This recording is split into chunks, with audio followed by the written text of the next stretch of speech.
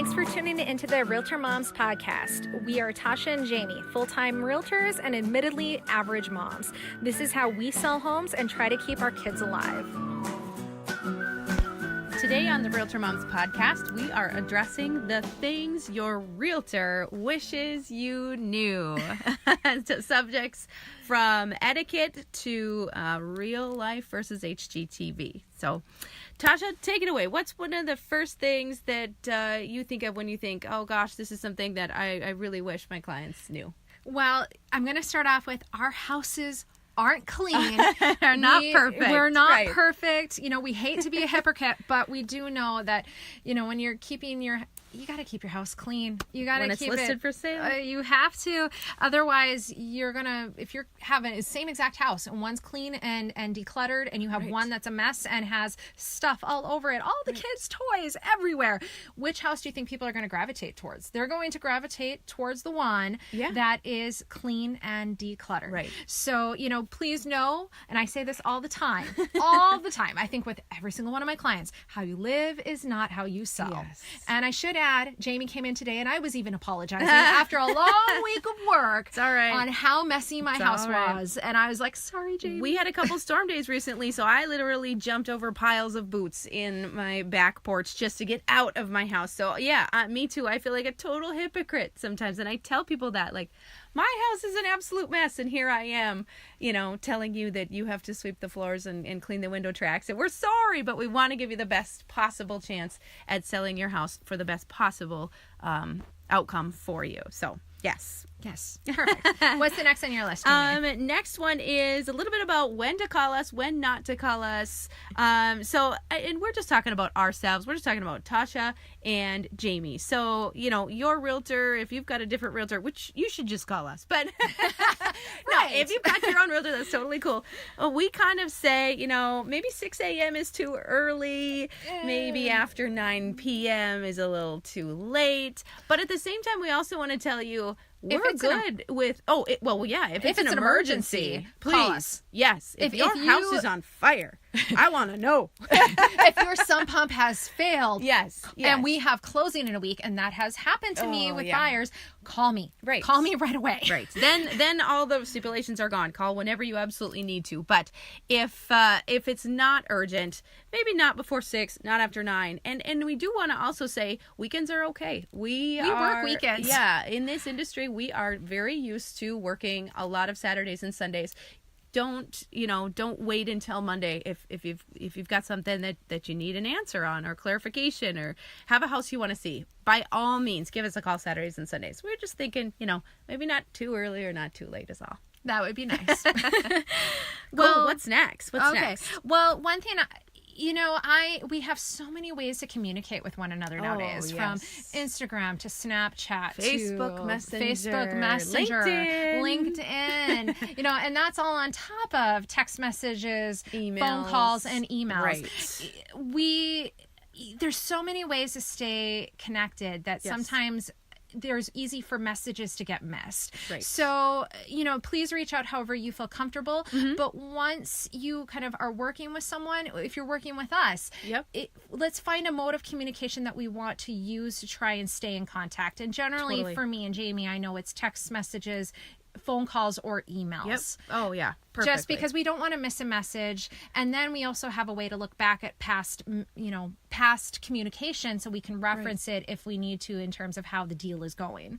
So perfectly correct. Yeah. I could not have said that better myself. We just don't want to miss anything. So if you're regularly texting and then all of a sudden you decide to send a Facebook message, and sometimes that happens by accident. We totally get it. We might miss it, and we just don't want to miss out on something for you. Another one that I think is kind of a common question, something we wish you knew is, you can totally bring your kids. Yes. Like, it's okay. We have kids too. We understand. Sometimes you're stay-at-home mom. You don't want to find daycare for just a couple hours or you can't find daycare or something falls through at the last minute. It's okay. Bring them along. We can help you kind of keep them occupied. It's a little more work. You got to keep them out of the house seller's plants or let them not chase the cat or whatever it is. But we're totally okay with you if you have to bring your kids along. That's okay. Many times I have snacks in my car to maybe give them something to eat, like those fruit snacks. Or for you, I know you have, was it the coloring books? Watercoloring books. Yeah, with the water. Yeah. So I try to keep a little stock of mess-free coloring things so that, they can be a little bit entertained. Or we do other things. Like I'll tell kids, hey guys, depending on their age, why don't you guys run around and count all the light switches for me? Like I give them a little job. And when they report back, then I know that they've been, they've been feeling like part of the process. And it's important to keep them involved too. You're more inventive than I am. I'm usually handing over my iPad or my phone. And I'm like, here's the Netflix. It depends on the kid too. Sometimes I like to have the kids get involved in, let's name the house. 6974 813th Street isn't the easiest to remember when we're kind of trying to recall the things we saw in the houses we like. But maybe the little kid was along and he or she called it, the flower house or the yellow ducky house or whatever. And for some reason, that's the kind of stuff that sticks in our minds. So we're totally cool with having kids along when you've got to bring them along. Don't worry about it at all. The next item is if you hate the house, you don't have to continue looking through the home room to room. Right. You don't have to do that. So just, know that. Right. You walk in and you immediately just get a vibe where, this just is not going to work and I'm really not interested. It's maybe nothing wrong with the house. It's just not fitting you. That's okay. I'll leave my card on the countertop, or Tasha will leave her card on the countertop, and we'll turn around and we'll go on to the next one. I think it's still really important to at least go in. Maybe there's something that you want to see or a part of the house that you want to make sure you get a look at. Maybe it's a room size or a certain kitchen attribute or something. And if there's a particular attribute I think may be interesting to my clients, I say, okay, let's at least look at this item in the house, and what do you think of this, and do you want to kind of put this on the list that you must have? Right. So, but we usually will schedule those showing appointments with a little bit of flex time. Maybe we've got one in there with a wider appointment time, so that if we come up to a house and you're just not into it, we can move on pretty quickly. Yeah. Perfect. Well, the next one on my list is, we don't, and this is for the sellers out there. I do everything I can, I know you do as well, is to get feedback from the buyer's agent on how those appointments went and what those people thought of the home.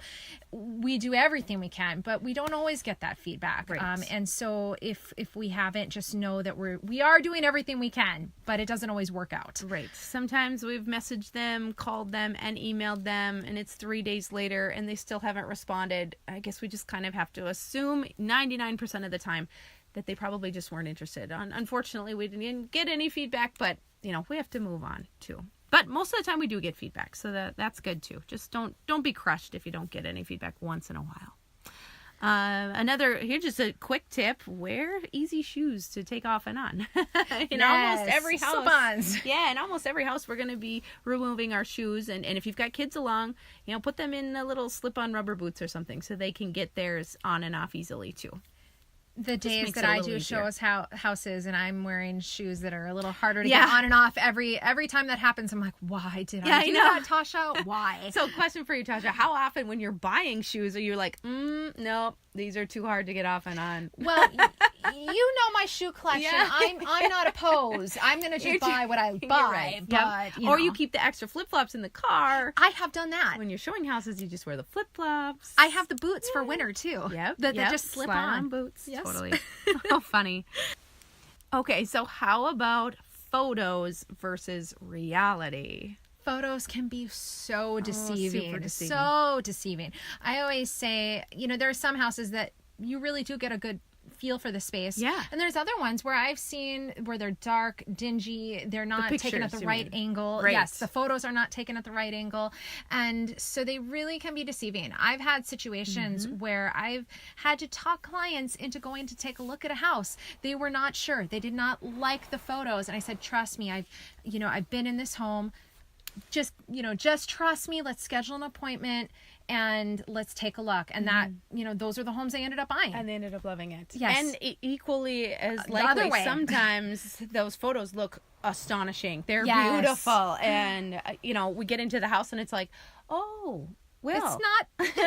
They show it. They don't show it in a little inappropriate light. Yeah, yes. A little overly done, fantasized. Yeah, lighting. But yeah, just trust us. We might give you a suggestion to go and see a house, and it's probably because we've been there, and maybe you didn't love it because of the photos, but we really think that it's worth a look. So.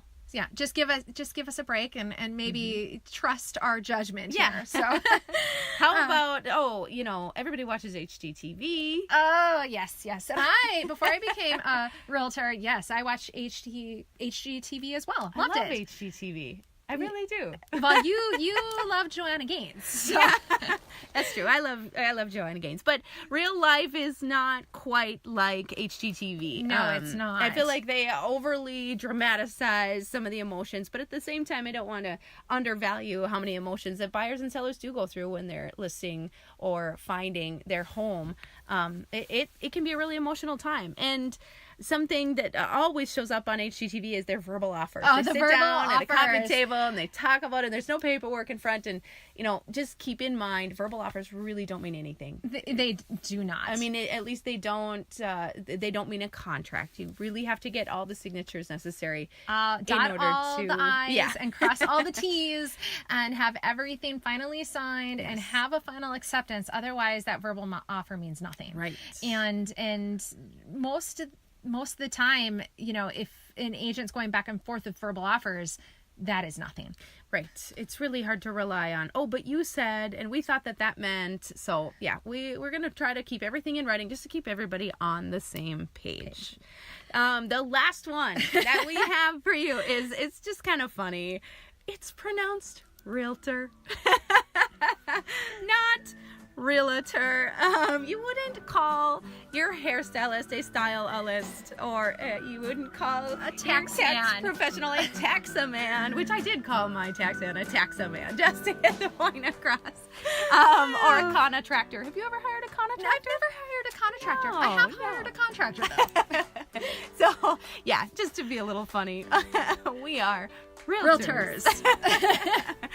So thanks for tuning in and listening to our list of things we wish you knew.